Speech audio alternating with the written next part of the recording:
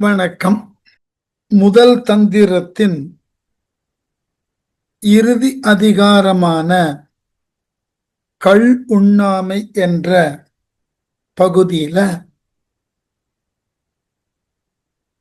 செய்திகளை பார்த்து கொண்டு வருகிறோம். அதன் அடிப்படையில் இன்று பார்க்க வேண்டிய பாடல் சத்தன் அருள் தரில் சக்தி அருள் உண்டாம். சக்தி அருள் தரில் சத்தன் அருள் உண்டாம். சக்தி சிவமாம் இரண்டும் தன்னுள் வைக்க சத்தியம் எண் சித்தி தன்மையும் ஆமே. இந்த பாட்டுல இவர் புதியதான ஒரு சொல்லை உருவாக்கி காட்டுகிறார். அதாவது சிவன் சக்தி என்று சொல்லும் மரபுல கூத்தநூலை எழுதின சாத்தனார் சிவன் அதற்கு உரிய பெண்பாலாக சிவை என்று எழுதி காட்டினார். ஆனால் திருமந்திரம் என்ன செய்கிறது?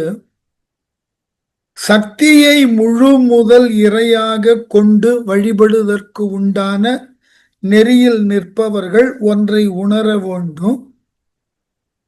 சக்தி என்பதன் ஆண்பால் சத்தன் என்று எழுதி காட்டினார்.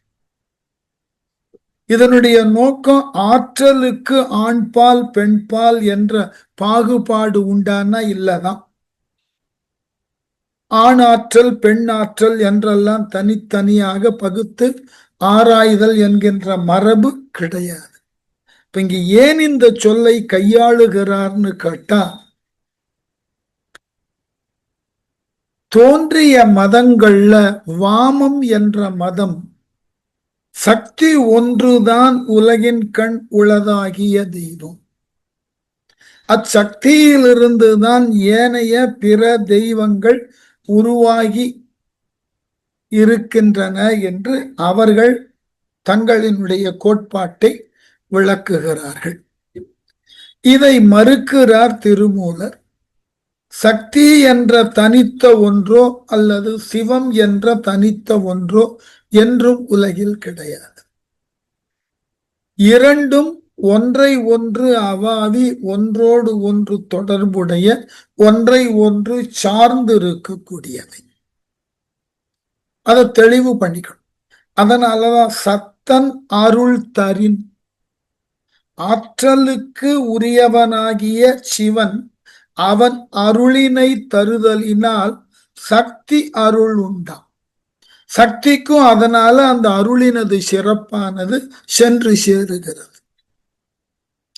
அதே போன்று சக்தி அருள் தரின், சக்தியினால் தரப்படக்கூடிய அருளினால் சத்தன் அருள் உண்டாம். சத்தனாகிய சிவனுக்கும் அருளானது கிடைக்கின்றது. அப்ப இருவரும் ஒருவரை ஒருவர் சார்ந்தும் ஒருவருக்கு ஒருவர் உதவியும் ஒருவரை ஒருவர் அவாவியும் நிற்கிறார்கள். அததான் ஆங்கிலத்தில் சொல்லுகின்ற பொழுது இந்த இரண்டும் inter related and inter dependent. அதை புரிஞ்சுக்கும்.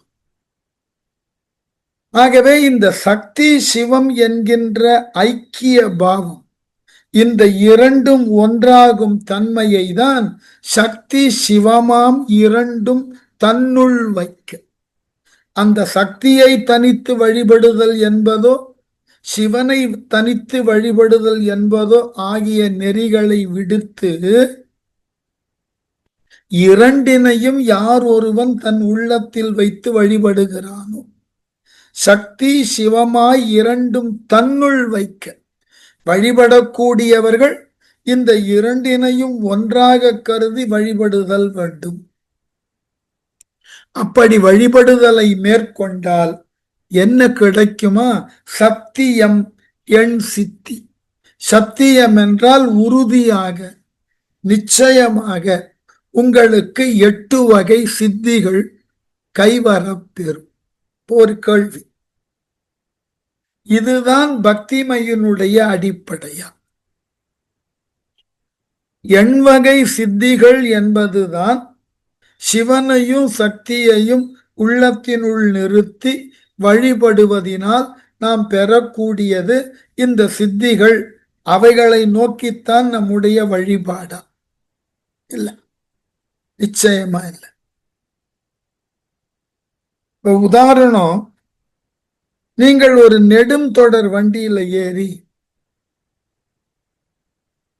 ஒரு குறிப்பிட்ட இடத்திற்கு செல்ல வேண்டும் என்று பயணத்தை தொடங்குகிறீர்கள். உங்களுடைய இலக்கு நீங்கள் எங்கு சென்று இறங்க வேண்டுமோ அதுதான் த டெஸ்டினேஷன், அதுதான் உங்கள் இலக்கு. அதற்குத்தான் பயணச்சீட்டையும் வாங்கி இருக்கிறீர்கள். ஆனால் பயணப்படுகின்ற பொழுது வழியில் பல்வேறு இன்றியமையா தலங்கள் இருக்கலாம்.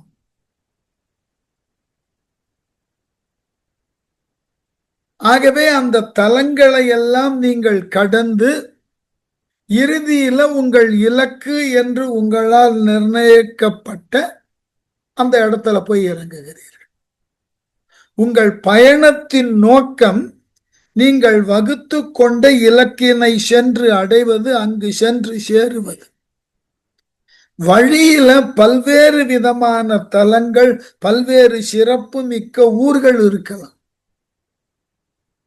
அங்கெல்லாம் இறங்குவதாக இருந்தால் நீங்கள் உங்களினுடைய இலக்காகிய எல்லையை அடைய முடியாது. அதுபோல சிவனையும் சக்தியையும் உள்ளத்தினுள் இருத்தி அவை இரண்டும் வேறல்ல ஒன்று என்கின்ற உண்மையை உணர்ந்து நீங்கள் வழிபடுவதாக இருந்தால் உங்களினுடைய இலக்காகிய பேரானந்தத்தை அடைதற்கு முன்பாக நீங்கள் சரியான பாதையில் தான் செல்லுகிறீர்கள் என்பதற்கு உரிய சான்றாக இந்த 8 விதமான சித்திகள் உங்களுக்கு கையகப்படும். அந்த சித்திகளை மட்டுமே நம்முடைய இலக்கு என்று எண்ணி அதன் கண் மனத்தை செலுத்தினீர்கள் என்றால் மேலும் உங்களால் பயணத்தை தொடர முடியாது. முடிவில்லாத பேரானந்தம் என்கின்ற ஒன்றை அறிந்து கொள்ள முடியாது. இவைகளெல்லாம், இந்த 8 விதமான சித்திகளெல்லாம் உபரி விளைவுகள். ஆங்கிலத்தில் சொல்லணும்னா காம்ப்ளிமெண்ட்ரி. நாம ஆண்டினது தொடக்கத்துல ஒரு மளிகை கடைக்கு சென்று மளிகை சாமான்களை வாங்குறோம். அந்த சாமான்களை வாங்கினதன் பிறகு அதற்குண்டான தொகையை கொடுக்கின்ற போது கடையின் உரிமையாளர் அந்த புது ஆண்டினது நாட்காட்டியை தருகிறார். நம்முடைய நோக்கம் நாட்காட்டியை வாங்குவதா, இல்லை மளிகை சாமானை பெற்று வந்து அதனை இல்லத்திலே பக்குவப்படுத்தி உண்பது? அப்ப நீங்க வாங்கக்கூடிய அந்த பொருள்களுக்கு உபரியாக காம்ப்ளிமெண்டரியா கிடைக்கிறது தான் அந்த நாட்காட்டி என்கின்ற கேலண்டர். அதல்ல உங்கள் நோக்கம். அதை வாங்குவதற்காக நீங்கள் கடைக்கு போகல. உங்களினுடைய நோக்கம் வேறு. ஆனால் உபரியாக அது கிடைத்தது என்றால் அதற்கு உண்டான தகுதி உபரிக்கு உண்டான தகுதியாக வைத்துத்தான் அதனை நாம் அனுபவிக்க வேண்டுமே ஒழிய அதுவே முழுமையானது, இதனை பெறுவதற்காகத்தான் நான் அந்த கடைக்கு சென்றேன் என்று சொல்லுவது எவ்வளவு தவறானதோ. அதுபோல் இறை வழிபாட்டில் ஈடுபடுகின்ற பொழுது நமக்கு சில உபரியான நன்மைகள் கிடைக்கலாம். உலகியல் நோக்கில் அந்த உபரியான நன்மை மேலானதாகவும் இருக்கலாம். ஆயினும் அவைகளினால் நமக்கு நிரந்தர நன்மை கிடைக்காது. ஏன்னா இந்த பாட்டுல சத்தியம் என் சித்தி தன்மையுமாமே என் வகை சித்தியும் கிடைக்கும் அது உண்மை என்று சொன்ன திருமந்திரம் இது குறித்துதான் சிவனையும் சக்தியையும் உள்ளத்தில் வைத்து வணங்க வேண்டுமான்னா அது இல்லை, நோக்கம் அது அல்ல. நாம் ஏன் உணவு உண்ணுகிறோம் என்றால் பசி ஆறுதற்கு. ஆனால் உபரி விளைவு என்ன? வயிறு நிறைகிறது. வயிறு நிறைந்தால்தான் பசி போகணும்னு அவசியம் இல்லை. சிறிதளவு உணவு கிடைத்தாலேயே அந்த உணவினது ஆற்றல் நம்ம பசியை போக்கிடும். இல்லை இல்லை, நான் உணவினை உண்ணுதலினால் வயிறும் நிறைய வேண்டும், அதன் பின் நான் பசியும் ஆற வேண்டும்னா இரண்டு வேறுபட்ட நிலை. ஆகவே இறைவனை வழிபடுதல் என்பது ஞானத்தை பெறுதல். அந்த பயிற்சியில நாம தொடர்ந்து பயணப்படுகின்ற பொழுது உபரி விளைவாக பலது கிடைக்கும். அவ்வாறு கிடைக்கக்கூடிய உபரிகளை நீங்கள் முதன்மையானது என்று நம்பினால் உங்களுக்கு மேலான ஞானம் கிடைக்காது. இதை எங்க விளக்க வேண்டும்னு தோணியது என்றால், சக்தி என்ற இறைமையை முழுமுதல் பொருளாக கொண்டு வழிபடக்கூடிய வாம மதத்தவர்கள் இந்த ஆற்றலுக்காகவே வழிபடுகிறார்கள். அந்த எண்வகை சித்திகளுக்காகவே வழிபடுகிறார்கள். அந்த எண்வகை சித்திகளை அடைந்த பின் அவர்கள் என்ன நினைக்கிறார்கள்? தாங்கள் மேற்கொண்ட வழிபாட்டின் இலக்கை எட்டி விட்டோம். இல்லை, அந்த இலக்கை எட்டல. இத ஒரு கதையோடு சொல்லும் மரபு உண்டு. இது வரலாறு, கதைன்னு சொல்லக்கூடாது, நடந்த நிகழ்வு. வங்காள மாநிலத்துல ராமகிருஷ்ண பரமஹம்சர் என்கின்ற சிறந்த ஞானியர் இருந்தார். அவர் வாழ்ந்த காலத்துல ஒரு யோகி, ஹட யோகின்னு பேர். அந்த யோகத்தினால உங்கள் உடலை மென்மையாக்கி கொள்ளலாம், இல்ல அசைக்க முடியாத கனமாக்கி கொள்ளலாம். அந்த அடயோகி என்ன செய்தார்? நான் செய்த யோகத்தினாலும் பெற்ற பயன் என்னவென்றால், கங்கையின் நீர்ப்பரப்பின் மேலே என்னால் நடக்க முடியும். நீங்கள் அந்த காலத்திய செய்தித்தாளை பார்த்தீர்கள் என்றால், அதாவது அந்த கருத்துக்களை திரட்டி வைத்திருக்கக்கூடிய ஆவண காப்பகம் இருக்குல்ல, அந்த செய்தித்தாள் இங்க இருக்கு. அந்த கொல்கத்தா நகரமே ஆச்சரியப்பட்டது. குறிப்பிட்ட நாள்ல அவர் கங்கையின் மீது நடந்து காட்டினார். மக்கள் இது கண்டு வியந்தார்கள், பாராட்டினார்கள். இந்த செய்தியை ராமகிருஷ்ண பரமஹம்சர் கிட்ட ஒரு பத்திரிகை நிருபர் கேட்டார். அந்த அடயோகி இவ்வாறு கங்கையின் மீது நடந்து காட்டினாரே, இவ்வாறு நடப்பதற்காக தன்னுடைய யோக முறையை 15 ஆண்டுகள் முயன்று அந்த யோகத்தை பெற்று செய்திருக்கிறார். இது பற்றி நீங்கள் என்ன நினைக்கிறீர்கள்? உடனே ராமகிருஷ்ணர் சொன்னாராம், அன்றைய காலத்துல காலனா அரையனெல்லாம் இருந்தது, இப்பெல்லாம் இல்லை. உடனே அவர் வேடிக்கையாக சொன்னாராம், அந்த அடயோகி கங்கையை கடக்க வேண்டும் என்றால் காலனா கொடுத்தால் ஒரு படகோட்டி இந்த கரையிலிருந்து அந்த கரையில கொண்டு போய் சேர்த்து விடுவார். காலனாவினுக்கு கூட பெறாத ஒரு யோகத்தை 15 ஆண்டுகள் வீண் பண்ணி அவர் கற்றிருக்கிறாரே, அதனால் என்ன பயன் கேட்டார். அவருடைய கேள்விய கொஞ்சம் ஆராயாமல் அணுகணும்னா பரமஹம்சர் மீது நமக்கு கோபம் வரும். ஒருவனது முயற்சியை இப்படித்தான் இழிவுபடுத்துவதான். பரமஹம்சர் ரொம்ப அழகா அதை சிந்தித்து இருக்கிறார். உனக்கு நீர்பரப்புல நடப்பதை காட்டிலும் அந்த நீர்பரப்பை கடக்க வேண்டும்னா அதற்கு என்ற படகோட்டிகள் இருக்கிறார்கள். மிக மிக குறைந்த கட்டணத்துல உன் அக்கறையில கொண்டு போய் விட்டு விடுவார்கள், பாதுகாப்பாக பொறுப்புணர்வோடு. அதற்கு பதிலாக அந்த நீர்பரப்பிலே நடக்க வேண்டும் என்பதற்காக 15 ஆண்டுகள் நீ முயன்று வாழ்க்கையில பெற வேண்டிய ஏனைய பிற உயர்ந்த சித்தாந்தங்களை எல்லாம் துறந்து விட்டு இதற்காக செலவழித்திருக்கிறார் என்று அவர் கருத்தை சொன்ன உடனே பத்திரிகை ஆசிரியருக்கு கொஞ்சம் வருத்தம் போகும்.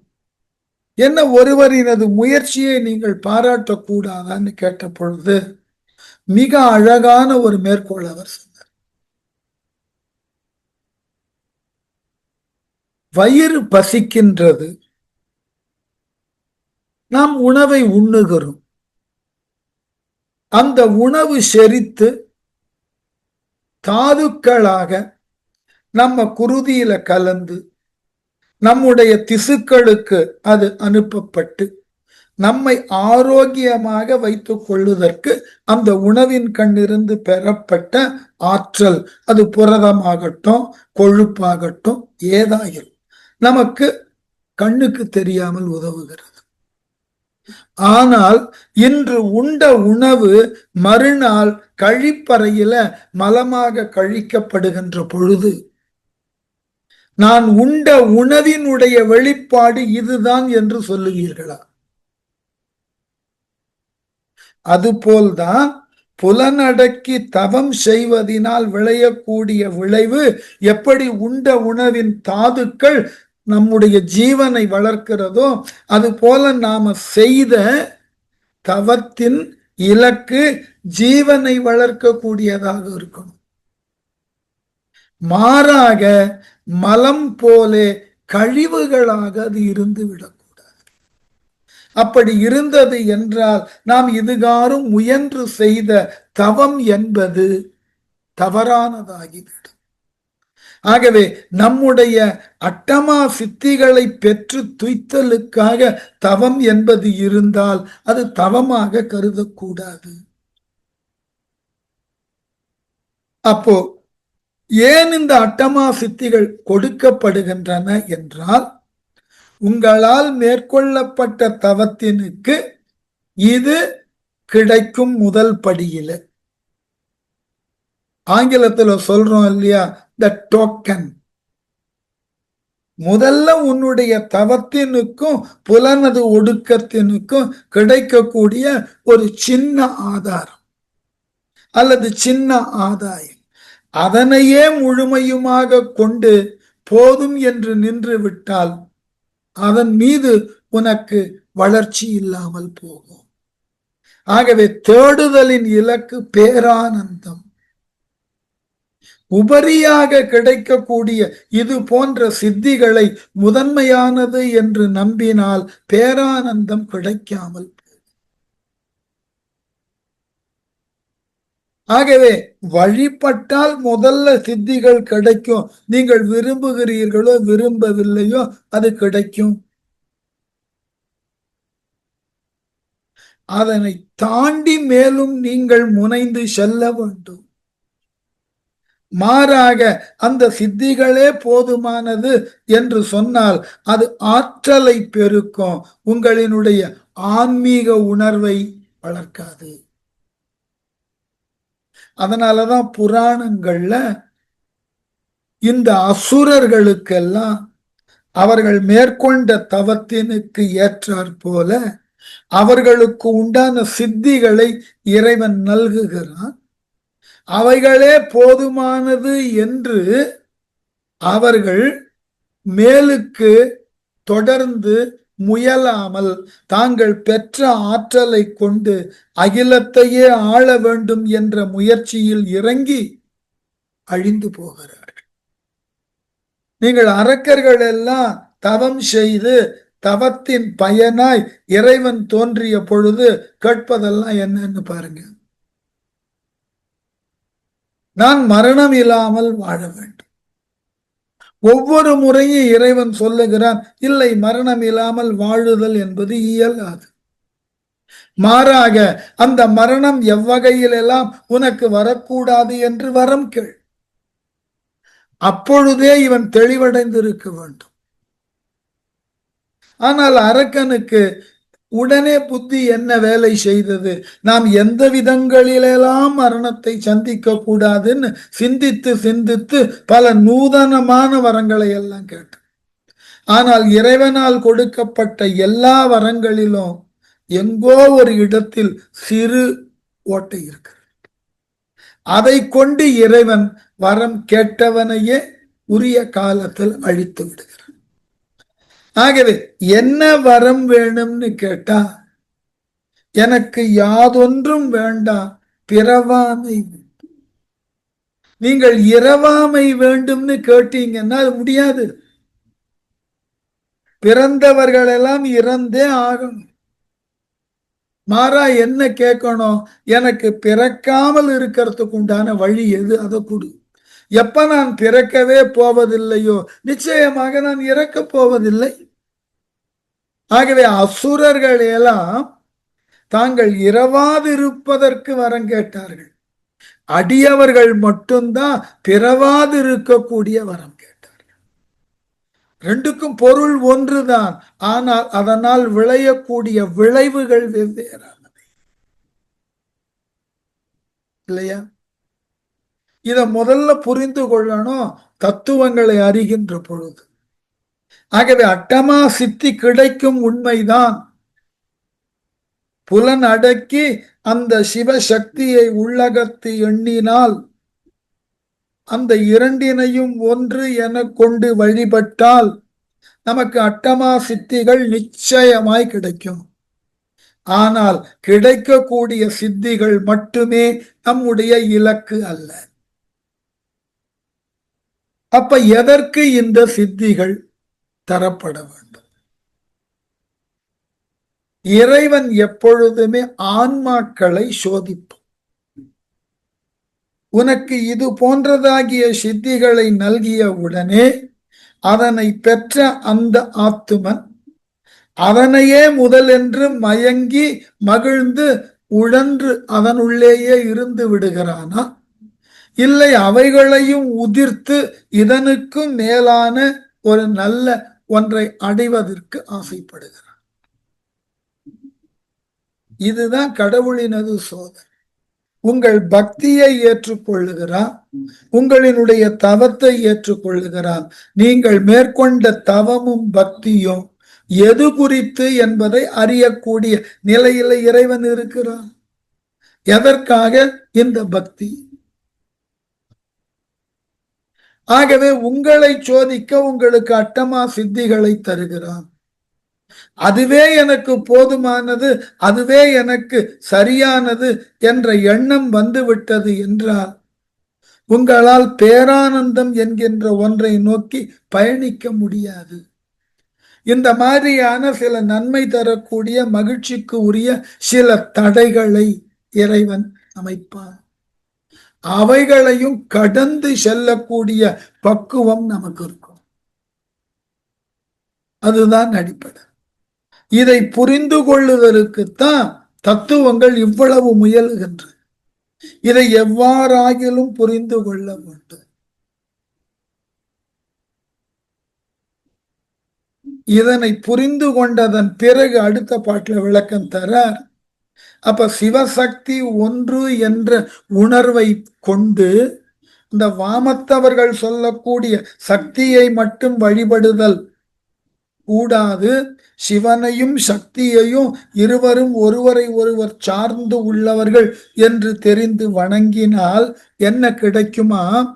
தத்துவம் நீக்கி மருள் நீக்கி தானாக்கி பொய்த்தவம் நீக்கி மெய்போகத்து உட்போக்கியே மெய்த்த சுகம் உண்டு விட்டு பரானந்த சித்திய தாக்கும் சிவானந்த தேரலே. எது கிடைக்குமா? சிவ ஆனந்த தேரல் கிடைக்கும். தேரல்னா அமிழ்தம்னு அர்த்தம். இந்த இடத்துல தேரல்னா பொதுவாக கள் என்று சொல்லும் மரபு உண்டு.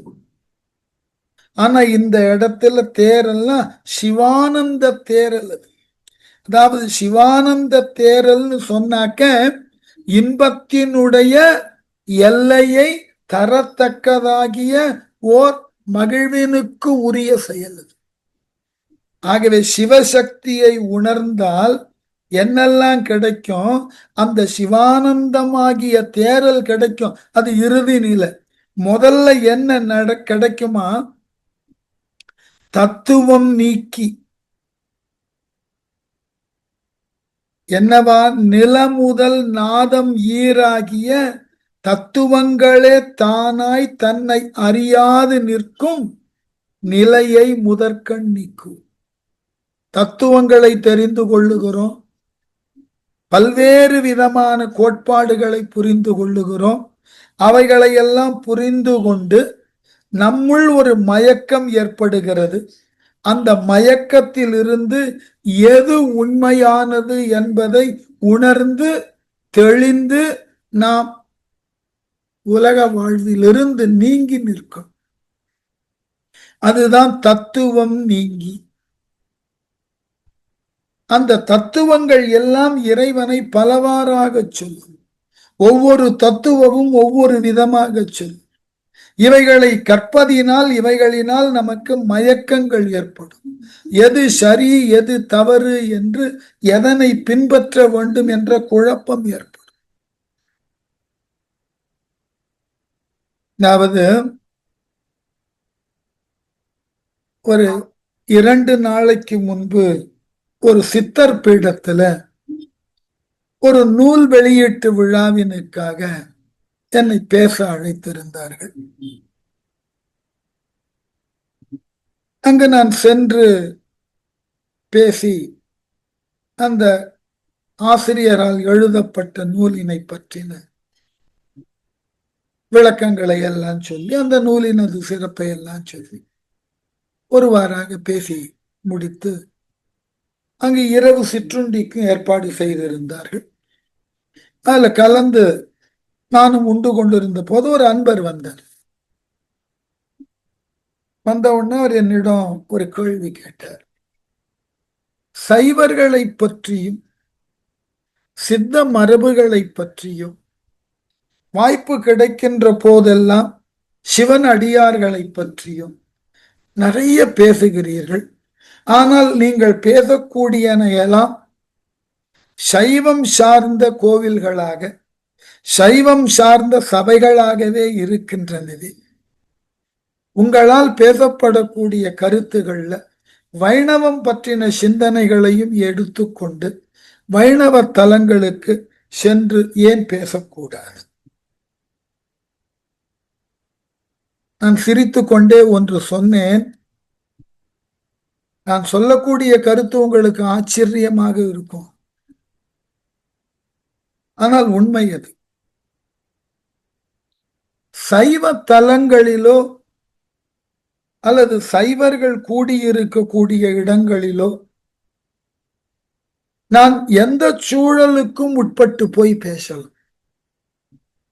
இந்த சைவ சமயத்தினுடைய சின்னமாகிய திருநீறு என் நெற்றியில் இல்லை என்றாலும் நான் வரக்கூடிய அவசரத்துல இந்த கூட்டத்தினுக்கு ஏற்றாற் போல உடையை பொருத்தமுற அணியாமல் ஏதோ தாறுமாறான உடையோடு வந்து அமர்ந்து நான் பேச தொடங்குவதாக இருந்தாலும் ஏற்றுக்கொள்வார்கள். ஏன்னா சைவத்திற்கு ரொம்ப அதீதமான நெகிழ்தன்மை உண்டு, பிளெக்சிபிலிட்டி. மாறாக வைணவத்துல ரிஜிடிட்டி உண்டு. ஒரு தலத்துக்கு நான் பேச போயிருந்த வைணவத்துல, இது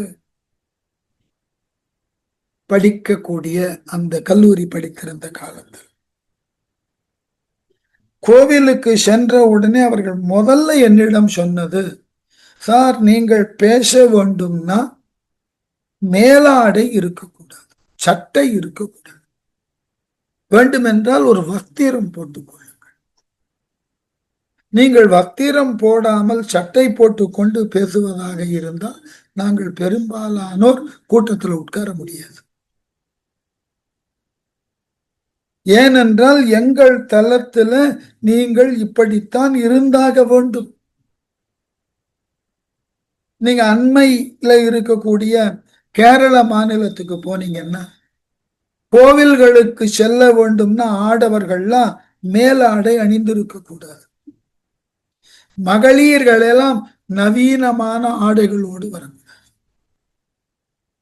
ஒன்று பாரம்பரியமான புடவை, இல்லை என்றால் இன்று வழக்கு ஒழிந்து போன தாவணி, இவைகளை அணிந்து கொண்டுதான் நீ வர முடியுமே ஒழிய இன்றைய நவீன ஆடைகளாகிய மகளிர் அணியக்கூடிய ஆடைகளை அணிந்து கொண்டு கோவிலினுள் வரக்கூடாது. அதனால கோவிலினுடைய எல்லா வாயில்களிலும் இதற்கு என்று பொறுப்பாளர்கள் உண்டு. நீங்கள் வேட்டியை கட்டி கொள்வதற்கு வாய்ப்பு இல்லாதவராக இருந்தால் அங்க போனா வேட்டி கட்டித்தான் ஆகும். குறைந்தபட்சம் உங்கள் பேண்டின் மேலேயாவது வேட்டி கட்டி. இது அவர்கள் வழிபாட்டு முறையில் அவர்கள் பின்பற்றக்கூடிய ஒரு கட்டுப்பாடு. அப்போ எல்லா மதங்களும் எல்லா தத்துவங்களும் நாம் அறிய முற்படுகின்ற பொழுது சில அல்லது பல வகையான கட்டுப்பாடுகளுக்கு உட்பட்டுத்தான் அந்த மதத்தினது கோட்பாடுகளை புரிந்து கொண்டு அதனை தொடர்ந்து கைப்பிடிக்க முன்வருகிறோம். அவ்வாறு இத்துணை என் மொழியில சொல்லணும்னா கெடுபிடிகளுக்கு நடுவே நாம இந்த மதம் பற்றின தத்துவத்தை எது என்று அறிகிறோமோ அதுவே பொய், அதுவே நிரந்தரமற்றது, அதுவே நிரந்தரம் இல்லாத தன்மை. அதனால எல்லா தத்துவங்களும் பல்வேறு விதமான முறைகள்ல விளக்கலாம். அப்படி விளக்குகின்ற பொழுது அவைகளை கொண்டு நீங்கள் உங்களுள் உங்களை அறிதல் என்பதுதான் ஞானம். அதற்கு இந்த தத்துவங்கள் உதவ வேண்டும். இந்த தத்துவங்கள் உதவல அப்படின்னாக்க பயனில்லை. இதை என்னுடைய தந்தையார் ஒரு முறை எனக்கு வேடிக்கையாக விளக்கம் சொன்னார். வேடிக்கை அல்ல, அப்புறம் தான் புரிந்து கொண்டேன். பல உண்மைகள் காலம் கடந்து தானே புரியும். ஒரு முறை என்னுடைய மகள் ஒரு 2ஆம் வகுப்பு படிக்கும் போதுன்னு நினைக்கிறேன், ஒரு தவறு செய்து விட்டார். நான் மிக கடுமையான கோபத்தினுக்கு உட்பட்டு என் மகளை கடுஞ்சொல்லுல சொல்லி 2 அடியும் வைத்தேன். இதை பார்த்து கொண்டிருந்த என்னுடைய தந்தையார், நாங்கள் என்னுடைய குழந்தையை கண்டிக்கும் போதெல்லாம் குறுக்கெல்லாம் வரமாட்டார். ரொம்ப அழகாக நிலைமையை உணர்ந்தவர். இந்த செயல் நடந்து முடிஞ்சதுக்கு அப்புறம் என்னை பார்த்து ஒரு கேள்வி கேட்டார். ஓ, இதுக்குதான் டாக்டரேட் எல்லாம் உங்களுக்கு தேவையா அப்படின்னு. எங்களை ஏளனப்படுத்த வேண்டும் தான் என்னுடைய தந்தையார் எங்கள் சகோதரர் அத்தனை பேருக்கும் தெரியும். என்ன செய்வார்னா ரொம்ப அதீத மரியாதை சொல்ல கையாளுவார். இதற்குத்தான் உங்களுக்கு எல்லாம் டாக்டர் பட்டமானார். அப்பொழுது அவர் சொன்னதன் பொருள் புரியல. காலப்போக்கில் அவரால் சொல்லப்பட்டதன் பொருள் ரொம்ப வலுவாக தாக்கியது. கற்றதினுடைய பயன் என்ன? அடங்கல் தானே. நாம பலவாறாக பல விஷயங்களை கற்கிறோம், கற்றதன் பயன் என்ன? ஓதி பல நூல் உணர்ந்து தான் அடங்கா பேதை பயன் என்ன? பல நூல்களை கற்றாயிற்று, அதன் பின்னும் அவன் அடங்கவில்லை என்றால் அவன் கற்றதனை பயன் என்ன? அல்லது அவன் அவ்வாறு பலவற்றை கற்றான் என்பது எப்படி நிரூபிக்கப்படும்? அடங்கணும். பலவற்றை கற்றும் எவன் ஒருவன் தான் அடங்காது இருக்கிறானோ, எவன் தன்னை உணராது இருக்கிறானோ, அவன் கற்றதினாலும் பயனில்லை. அவன் கற்றது அவனுக்கு இறுதி வரை துணையாக போவதில்லை. இததான் ரொம்ப சுருக்கமா என்னுடைய தந்தையார் ரொம்ப பெரிய அளவில் ஏளனமா சுட்டி காமிச்சது. ஓ, இதுக்குதான் டாக்டர் பட்டமா அப்படின்னு கூனி குறுகி போன அதனுடைய உண்மை பொருளை உணர்ந்ததன் பின்னர் அது எனக்கு ஒரு நல்ல ஒரு படிப்பினை. அதற்கு பிறகு படிப்படியாக இந்த கடுஞ்சொல் சொல்லுவதையும் கை நீட்டுவதையும் முற்றிலுமாக குறைத்து கொண்டு இல்லாமலேயே போயிற்று. காரணம் என்னன்னாக்க, தத்துவங்களை அறிதன் காரணமே நாம் நம்மை உணருதல். பலவேறு விதமான தத்துவங்களை கற்று தெளிவதினால் நாம் நம்மை உணரவில்லை என்றால் கற்ற தத்துவங்களினால் பயன் இல்லை. அததான் முதல்ல தெரிந்துக்கணும். தத்துவம் நீக்கி, எந்த தத்துவங்களினால் நீங்கள் உங்களை உணர தலைப்பட்டீர்களோ, உங்களை உணர்ந்த பின் அந்த தத்துவங்களை விட்டு விலகணும்.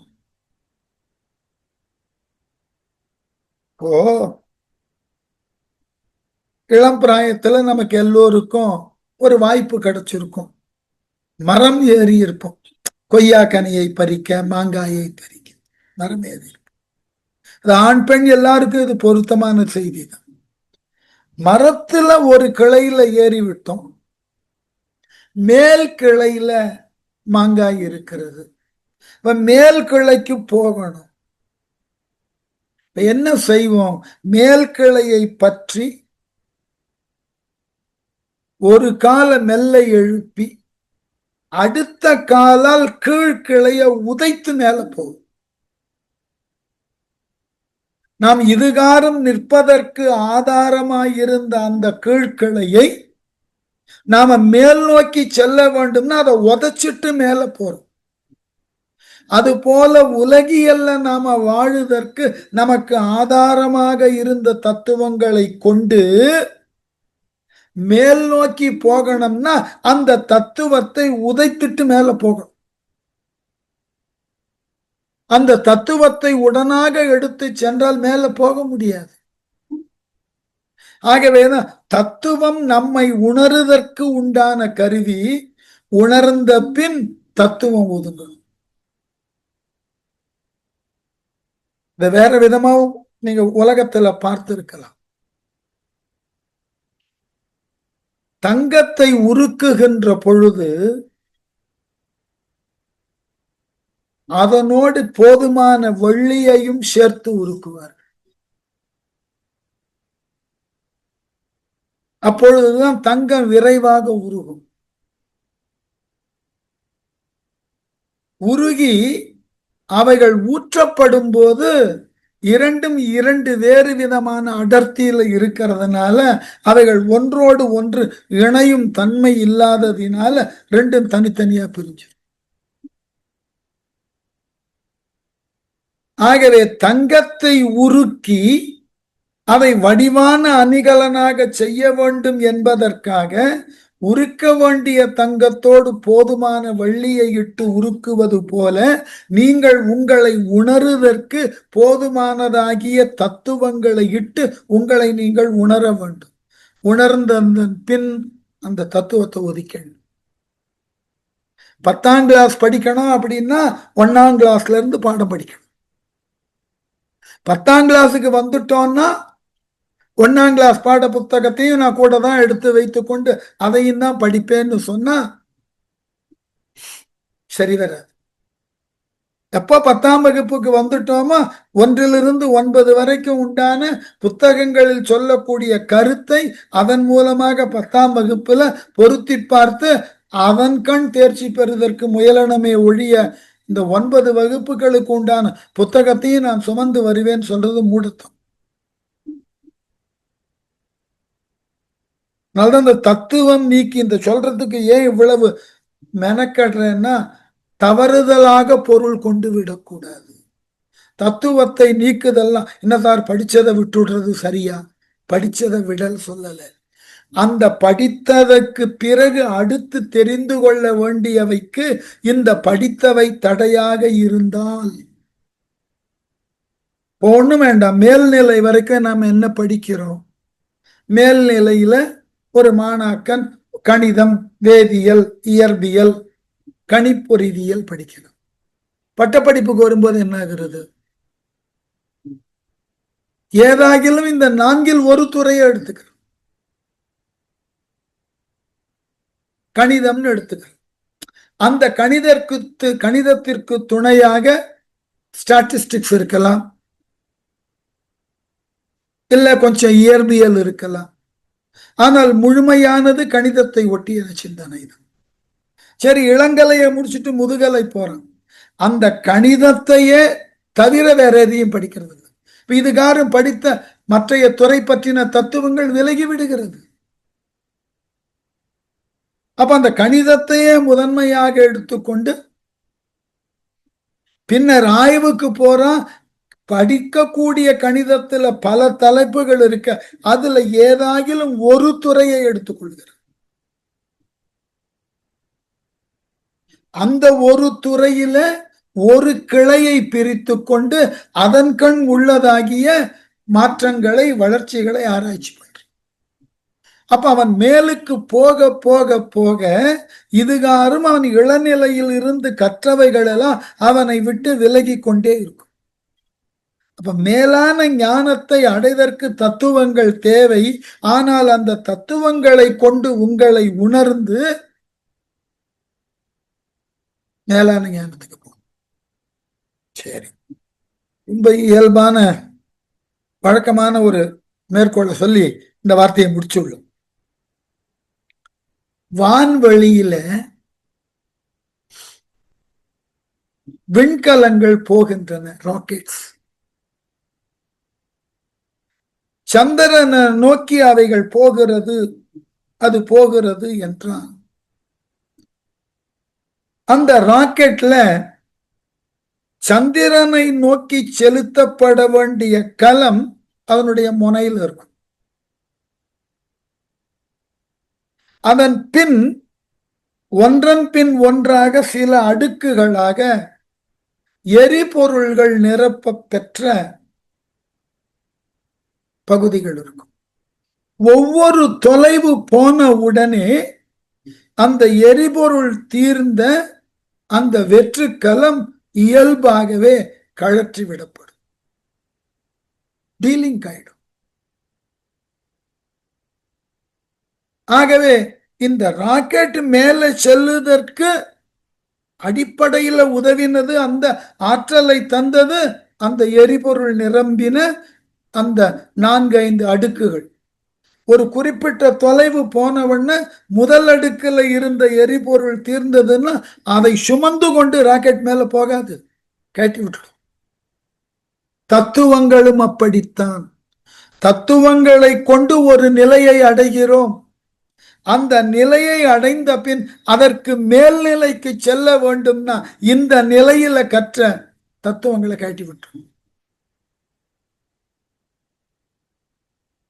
புரிய வைத்திருக்கிறேன்னு நம்புறேன். அடுத்த வார்த்தைக்கு போ. மருள் நீக்கி.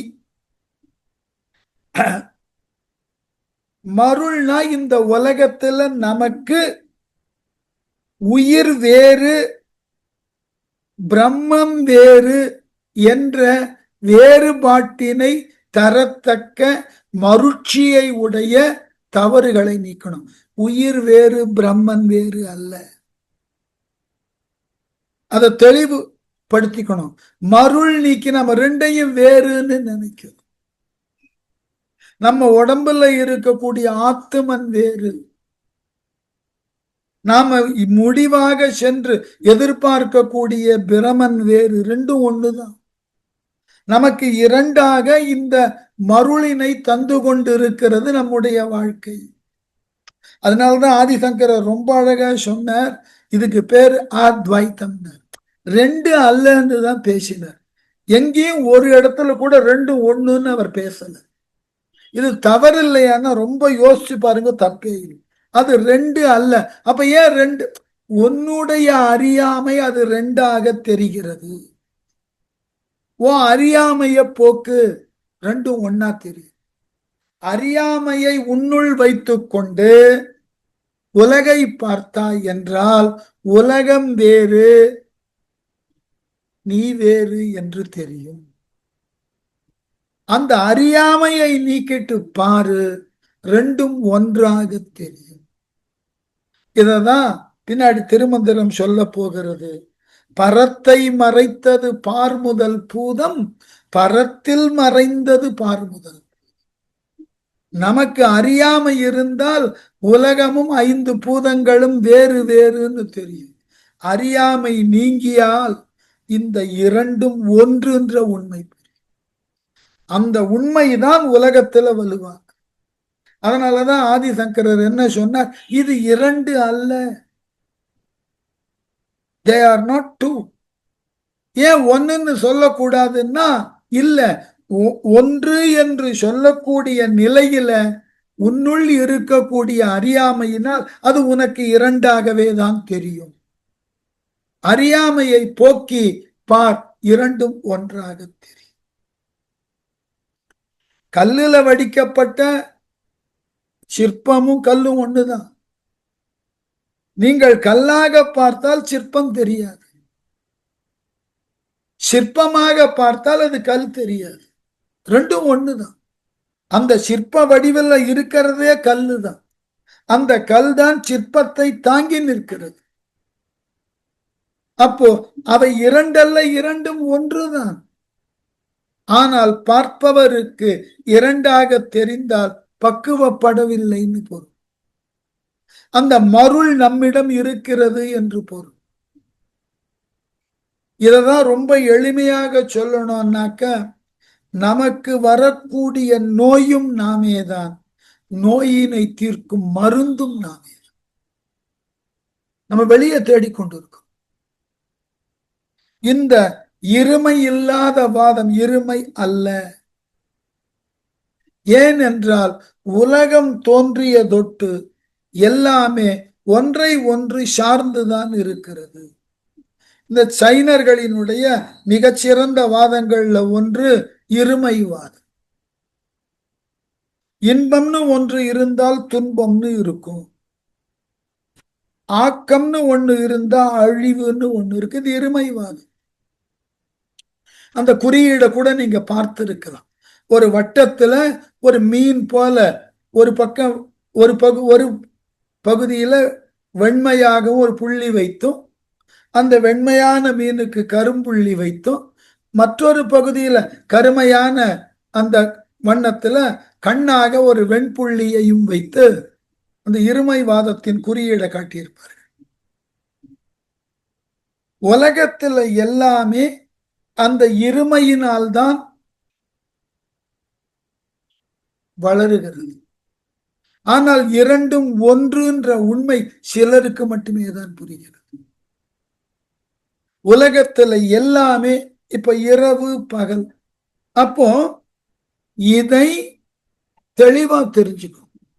இந்த இரண்டும் சேர்ந்ததுதான் ஒன்று. ஒன்று இல்லாமல் மற்றொன்று நிற்க முடியாது. உண்மையினுடைய சிறப்பே பொய்மையினால்தான். பொய்மையினுடைய இழிவே உண்மையினுடைய உயர்வால் தான். இன்பத்தின் நிறைவே துன்பம் இருப்பதினால்தான். நிழலோட அருமை வெயில்ல அலையும் போதுதானே தெரிகிறது. ஆகவே மருள் நீக்கி, இந்த பாட்டுல ஒவ்வொரு சொல்லையும் இப்படி பகுத்து பகுத்து பார்க்கணும். அடுத்தது தானாக்கி, உங்களினுடைய தன்மை என்ன என்பதை உங்களை நீங்கள் உணரும் நிலைக்கு நீங்கள் உங்களை உயர்த்தி கொண்டு தானாக்குதல். உங்களை நீங்கள் உணருதல், இது மூணாவது நிலை. ஒன்று தத்துவத்தை நீக்குங்கள், இரண்டாவது ஐயப்பாட்டை போக்கிக் கொள்ளுங்கள், மூன்றாவது நீங்கள் யார் என்பதை உணருங்கள். இதுதான் தன்னை உணருதல் என்பதுதான் மிக உன்னத ஞானம். இன்னைக்கு யாருக்குமே அந்த தகுதியை பெறுதற்கு ஆசை கொள்வதில்லை. நான் யார், என் ஞானங்கள் யார்னு கேட்டார் அடியவர் ஒருத்தர். நாம் யார் என்று ஒவ்வொருவரும் நம்மை நாம் உணருவதற்கு உண்டான முயற்சியில இறங்கி முதல்ல நம்மை நாம் உணரணும். என்னால் இது முடியும், இது முடியாது, இது நடக்கும், நடக்காது என்ற தெளிவு ஒவ்வொருவருக்கும் இருக்கும். ஆகவே தானாக்கி பொய்த்தவம் நீக்கி, பொய்த்தவம் நீக்கினாக்க ரொம்ப அழகான விஷயம். உலகத்துல அவரவர் செய்யக்கூடிய வழிபாடு, அவரவர் மேற்கொள்ளக்கூடிய தவம், இவை அனைத்தும் 2 நிலைகள்ல செய்யப்படுகிறது. ஒன்று காமியம், மற்றொன்று நிஷ்காமியம். அது என்னன்னா, காமியம் என்பது எதிர்பார்த்து ஒன்றை செய்வது, நிஷ்காமியம் என்பது எதனையும் எதிர்பார்க்காமல் செய்வது. இப்ப தமிழ்ல அது வடமொழி, தானம் தர்மம்னு சொல்றோம். அந்த 2 சொல்லை ஒன்றை ஒன்று சார்ந்துதான் சொல்றோம். கொஞ்சம் தான தர்மம் செய்யணும் பண்ணுவோம். தானம் என்பது காமியம், தர்மம் என்பது நிஷ்காமியம். தானம் செய்வதினால் நீங்கள் ஏதோ ஒன்றை எதிர்பார்த்து செய்கிறீர்கள் பொருள். தர்மம் செய்கின்ற பொழுது ஏதொன்றையும் எதிர்பாராமல் செய்ய முன் வருகிறீர்கள்னு பொருள். அதனாலதான் பழைய காலங்கள்ல வேள்விகள் செய்து வேள்வியின் நிறைவுல தானம் கொடுப்பார். ஏனென்றால் அவர்கள் அந்த வேள்வியினால் பெறுதற்கு உண்டான நன்மை நிரந்தரமாக முழுமையுமாக இருக்க வேண்டும்னா தன்னை நாடி வரக்கூடியவர்களுக்கு அவர்கள் கேட்பதை தானமாகும். ஆகவே தானம் என்பது எதிர்பார்ப்புடன் நிகழ்த்துவது, தர்மம் என்பது உலக நன்மை கருதி செய்வது. அப்போ பொய்த்தவம், காமியமாக செய்யக்கூடிய எல்லா தவங்களும் எல்லா வழிபாடுகளும் பயனில்லை. காமியமா செய்யறது உங்களை ஒரு குறிப்பிட்ட காலத்தினுக்கு மேம்படுத்தி கொள்ளுதற்கு நீங்கள் முயன்று செய்தற்கு உண்டான செயல் காமியம். யோசிச்சு பாருங்க. நமக்கு ஏதாவது நேரம் சரியில்லை. இப்ப அண்மை காலத்துல ஒரு 3 நாட்களுக்கு முன்பு சுத்த வாக்கிய பஞ்சாங்கத்தின் அடிப்படையில் சனி இடம் பெயர்ச்சி செய்தார். சிலருக்கு கண்ட சனியாக இருக்கு, சிலருக்கு அர்த்த அஷ்டம சனியா இருக்கு, சிலருக்கு பாத சனி, சிலருக்கு அஷ்டமத்து சனி, என்னென்னமோலாம் சொல்லுகிறார்கள். இவைகளினால் வரக்கூடிய துன்பங்கள் என்னன்னு ஒரு பட்டியல் கொடுத்துரு. இந்த துன்பங்களிலிருந்து எல்லோருக்கும் விலக வேண்டும்னு ஒரு எண்ணம் வருது. உடனே அவர்கள் அதற்குண்டான ஜோதிடரையோ அல்லது கோவில்ல அர்ச்சனை செய்து தரக்கூடியவரையோ அணுகுகின்ற பொழுது அவரவர் ஆளுக்கு ஒரு கருத்தை முன்வைப்பார். நீங்கள் இந்த இடத்திற்கு போய் இவ்வாறு வழிபாடு செய்யுங்கள், இன்ன தீர்த்தத்தில் முழுகுங்கள். இப்போ இந்த விழாவை சனிப்பெயர்ச்சி விழாக்கு பல கோவில்கள்ல வழிபாடுகள், சிறப்பு வழிபாடுகள், எந்தெந்த ராசிகளுக்கெல்லாம் அந்த பாதிப்பு உண்டு அவர்களை எல்லாம் முன்வர வைத்து அவர்களுக்கு ஒரு சங்கல்பம் செய்ய சொல்லி வழிபாடு பல இடங்கள்ல நடந்த. இதுல என்னிடம் ஆய்வு மேற்கொண்ட ஒரு மாணாக்கர், சிவாச்சாரியார் பரம்பரையில வந்தவர், காவல்துறையில இருந்தார், அப்புறம் விருப்ப ஓய்வு பெற்று முழுக்க முழுக்க இந்த சைவம் சார்ந்த கோவில்களினுடைய குடமுழுக்கு, ஆகமம் சார்ந்த வேள்வி, இதிலெல்லாம் முறையாக பயின்றவர். அதுல வாழ்க்கையை செலுத்த தலைப்பட்டு அவர் தலைமையில 6ஆம் தேதி உஸ்மான் ரோட்ல தர்மபுர ஆதீன பிரச்சார மையம் இருக்கு. இந்த சுந்தரி சில்க்னு ஒரு பெரிய பட்டுச்சேலை கடை இருக்கு, அதுக்கு அடுத்த கட்டிடம். இடம் சொல்றதுக்கு குறிப்பா இந்த துணி கடையை சொன்னேன். ஏன்னா பிரச்சார மையம் தெரியாது, சுந்தரி சில்க் எல்லாருக்கும் தெரிஞ்சிருக்கும். அங்க நடந்தது. வந்திருந்தார் நண்பர், வந்து என்னையும் வர சொல்லி நீங்களும் அங்க வந்து கலந்து கொண்டு ஒரு சங்கல்பம் செய்து கொண்டு வழிபாட்டில் கலந்து கொண்டு. நான் சொன்னேன், இல்ல எனக்கு அன்றைக்கு வகுப்பெல்லாம் மாற்ற முடியாது. நான் 6ஆம் தேதி வெள்ளிக்கிழமை, என்னால வகுப்பெல்லாம் மாற்ற முடியாது. ஆகவே வீட்டில் என்னுடைய துணைவி யாரும் இல்லை, ஆகவே நடக்கட்டும். அதற்குண்டான அழைப்புதழை அனுப்பிச்சிருந்தேன். இந்த அழைப்புதழில் என்ன போட்டிருந்தார்னா, சிவனினுடைய ஆங்கைக்கு உட்பட்டு சனி என்கின்ற ஒருவன் இந்த உலகத்தில் வாழக்கூடிய மக்களினது அவரவர் வினைகளுக்கு ஏற்ப நன்மையையும் தண்டனையையும் தருகிறான். அப்படிப்பட்ட சனீஸ்வரன் இந்த இடத்திலிருந்து இந்த இடத்திற்கு பெயர்ச்சி செய்கிறான். அதனை முன்னிட்டு வழிபாடு. எங்க வார்த்தை அவர்கிட்டயே கேட்டேன். இவருக்கும் மேலானவன் யாரு? ஈஸ்வரன். அவரினுடைய ஆணையை பெற்று அதற்கு ஏற்றாற்போல்தான் உயிர்களால் செய்யப்பட்ட நன்மை தீமைகளுக்கு ஏற்றாற் போன்ற நல்லதையும் தண்டனையையும் சனீஸ்வரன் தருகிறான். இப்ப சனீஸ்வரன் ஒரு கிளை அதிகாரி. முதல் அதிகாரி யாரு? சிவன். நான் உடனே வேடிக்கையா கேட்டேன், இந்த கிளை அதிகாரியை வழிபடுவதை காட்டிலும் முதல் அதிகாரியை வழிபாடு செய்து விட்டால் போதும் இல்லையா? வார்டு கவுன்சிலரை பார்க்கறதுக்கு பதிலா எம்எல்ஏவையே பார்த்துடலாம்ல. சரி, எம்எல்ஏவை பார்க்கறதுக்கு பதிலா ஒரு அமைச்சரை பார்த்தா போதும் இல்ல.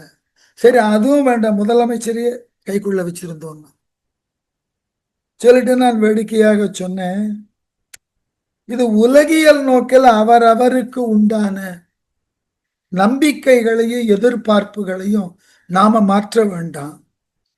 அதனால இவைகளுக்கெல்லாம் மேலானவன் இறைவன். அவனை நம்பினால் இவைகளெல்லாம் ஒன்றும் செய்ய இயலாதுன்னு சம்பந்தரே பாடிட்டு போயிட்டார். ஞாயிறு திங்கள் செவ்வாய் புதன் வியாழன் வெள்ளி சனி பாம்பிரண்டுடனே ஆயிரு அவை நல்ல நல்ல அடியார் அவர்க்கு மிகதி என்று பாடிட்டார் இல்லையா?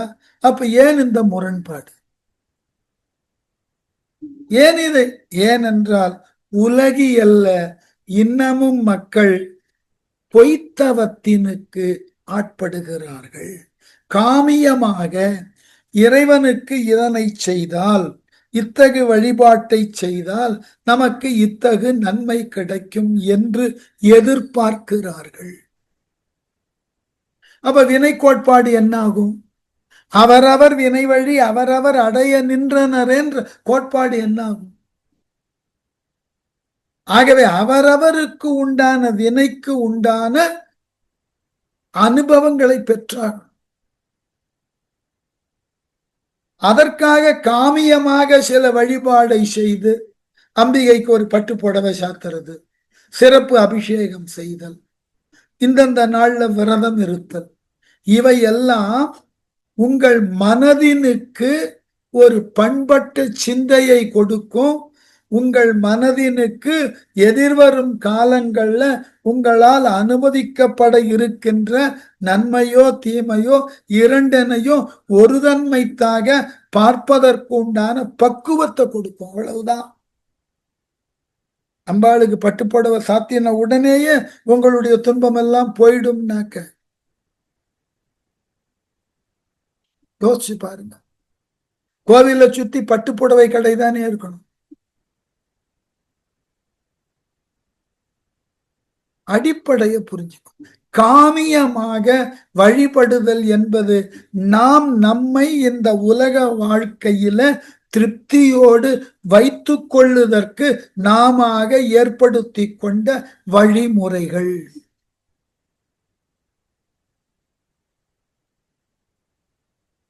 இவற்றையெல்லாம் கொஞ்சம் ஏனென்றால் இந்த காமியமா ஒவ்வொரு கோவில்லையும் ஒவ்வொருவரும் மேற்கொள்ளக்கூடிய சடங்கியல் சார்ந்த செயல்பாடுகளை பார்த்தா சிலதெல்லாம் கவலை தருகிறது, சிலது எல்லாம் அச்சத்தை தருகிறது.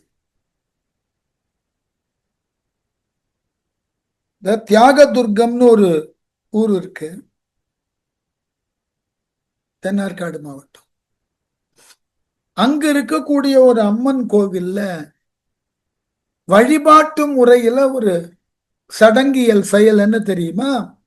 யார் வேண்டிக் கொள்ளுகிறாரோ அவர் அந்த அம்மன் சன்னதிக்கு முன்பு படுக்க வைக்கப்பட்டு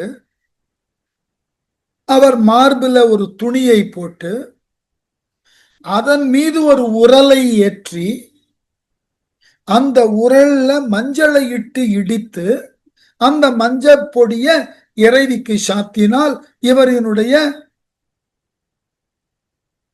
என்ன கவலைகள் நீங்கும், எதிர்பார்ப்புகள் நிறைவேறும்னு ஒரு நம்பிக்கை. எப்படி? கொஞ்சம் நினைத்து பாருங்கள். இப்படிப்பட்ட வருத்தத்திற்கு உரிய செயல்களை செய்வதனால் இறைவன் மகிழுகிறான், இறைவன் அதற்கு ஏற்ப வரம் தருகிறான்னா இறைவனையே நாம புரிஞ்சுக்கல. இறைவனையே நாம புரிஞ்சுக்கல. அதனாலதான் இந்த பொய்த்தவங்களை நம்பிக்கொண்டு இருக்கிறோம். காமியமாக இருக்கக்கூடிய பொய்த்தவங்களை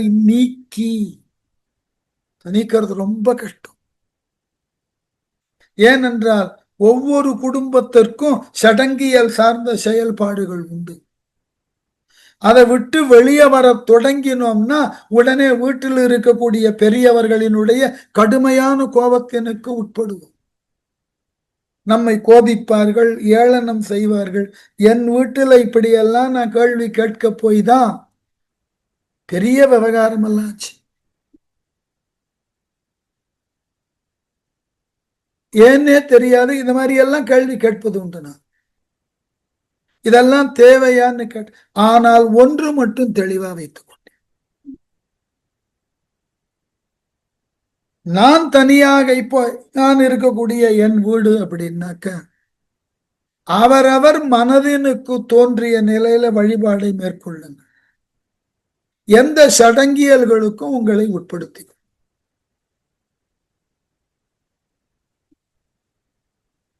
இதுதான் ரொம்ப இயல்பான ஒரு வழிமுறை. இவைகளுக்கு உட்படுத்தி கொண்டோம் என்றால் காமியம் என்பது ஒவ்வொருவருக்கும் ஒவ்வொரு திறத்தினால் அமைவது. எல்லாரினுடைய காமிய திறத்தினையும் ஒருவர் மேற்கொள்ள முடியாது.